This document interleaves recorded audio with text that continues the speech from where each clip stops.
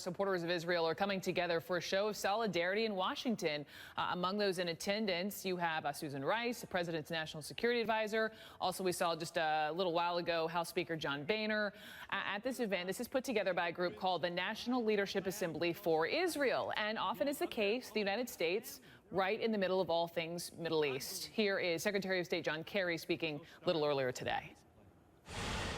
Any process to resolve the crisis in Gaza in a lasting and meaningful way must lead to the disarmament of Hamas and all terrorist groups. And we will work closely with Israel and regional partners and the international community in support of this goal. So John Kerry saying disarm Hamas, Hamas being the main power broker in Gaza. But let's talk for a moment strictly about the U.S. role there in this part of the world. So joining me, Crossfire host Newt Gingrich, former Speaker of the House, and also author and journalist Peter Beinart. He is a CNN political commentator. So welcome to both of you. And Newt Gingrich, you're first up at bat here. As we're talking about the role of the United States, let me just take it back to 2006. Israel had ended its Gaza occupation, tore down those Jewish settlements. President Bush pushed hard to hold an election there. Hamas won.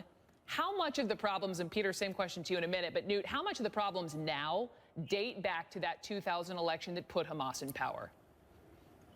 Well, that's a part of it. It's been a bipartisan confusion about the nature of Hamas and the nature of this kind of a war.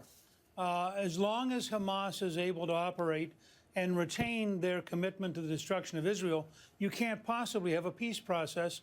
And until they're decisively defeated, they're not ever going to give that up. So I think there's a real problem here. It's a bipartisan problem, as you point out. It certainly goes back into the Bush administration. It deeply, I think, affects the State Department's analysis, which continually tries to find, as they did over the weekend, by the way, with Secretary Kerry, who changed his tune today. But over the weekend, they were pushing for a truce that did not include demilitarization of Hamas, and they got a very powerful pushback from virtually everybody demanding that Hamas must be demilitarized if there's going to be a serious truce. Peter, is the demilitarization of Hamas possible looking forward as you talk about a permanent ceasefire? And also, do you think much of what they're dealing with today goes back to those elections in 2006? Look, I would love to see Hamas demilitarized. I loathe Hamas. I was in Israel with my 6-year-old daughter for the first week of this war. We were in shelters. A Hamas bus bombing killed a close friend of mine. But there was a mistake in the question you asked. Israel did not end its occupation of Gaza when it withdrew the settlers in 2005. Israel's occupation has remained to this day according to the United States government because Israel controls access to Gaza by air, land, by air and sea, and with Egypt by land. Israel makes it almost impossible for people to export goods out of Gaza, makes it almost impossible for people to travel out of Gaza to go and study, for instance, or even sometimes for medical attention. This is also an important context of understanding what's going on here. Again, I take a backseat to no one in my hostility to Hamas, but you cannot keep 2 million people from having basic movement without expecting that those people are going to have very genuine grievances. Speaking to somebody representing Palestinians earlier, he said, listen, Brooke, number one, we want peace. He was saying to me the number one priority is, to your point, getting access to the outside world, eliminating those border crossings, the two in Israel and the one there, the Rafah border crossing in Egypt. But Newt, we're talking Hamas. Let's also, though, focus now on, I want to talk about specifically President Obama and Benjamin Netanyahu, because they are, their relations, we'll call it frosty.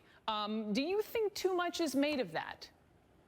No, I don't. I think that there's a enormous gap. And let me just go back to this question about access to Gaza. We now know that much of the concrete which has gone into Gaza, supposedly for humanitarian purposes, went into building tunnels under the border in order to attack Israel. We now know that Hamas may have accumulated up to 12,000 rockets in a period when they were supposedly being blockaded. So I think the challenge for the people of Gaza is, as long as Hamas is viable, it is virtually impossible to end the blockade.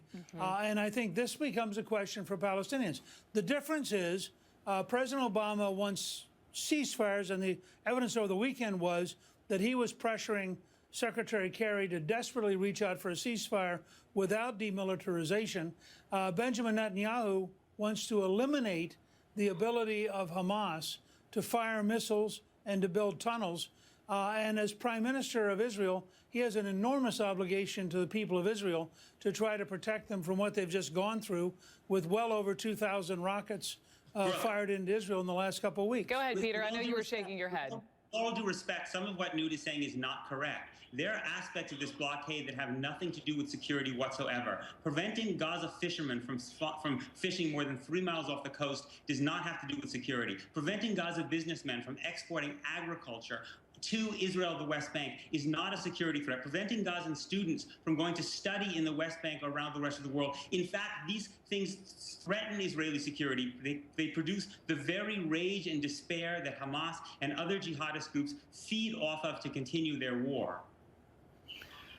Look, I'm not going to defend some of the aspects of the Israeli approach, but I would point out that even Egypt is now engaged in stopping things going into Gaza, and even the Egyptian government is more anti-Hamas.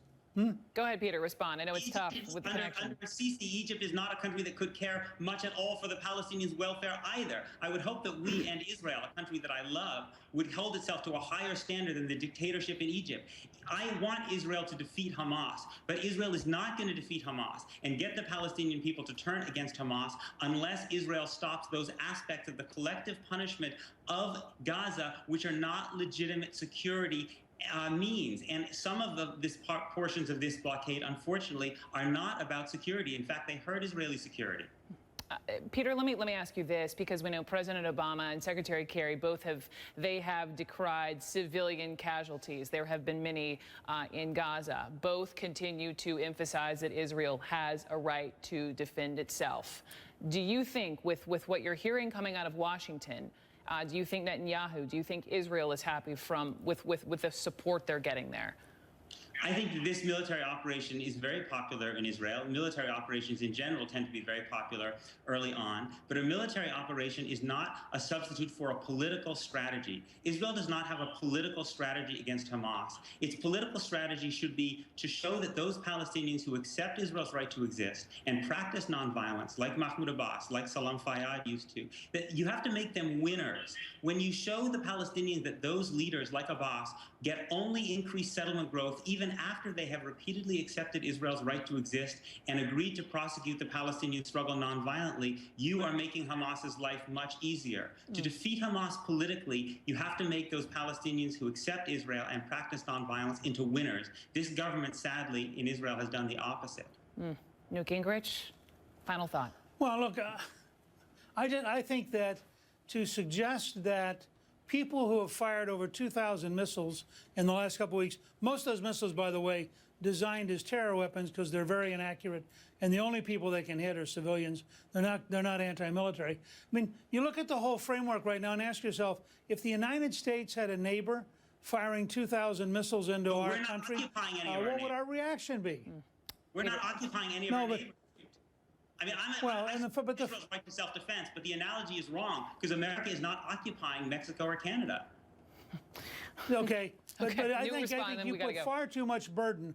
I think you put far too much burden on Israel and far too little burden on those who openly say they want to destroy Israel. I think that's an enormous challenge. Peter Beinart and Newt Gingrich, gentlemen, thank you both very much.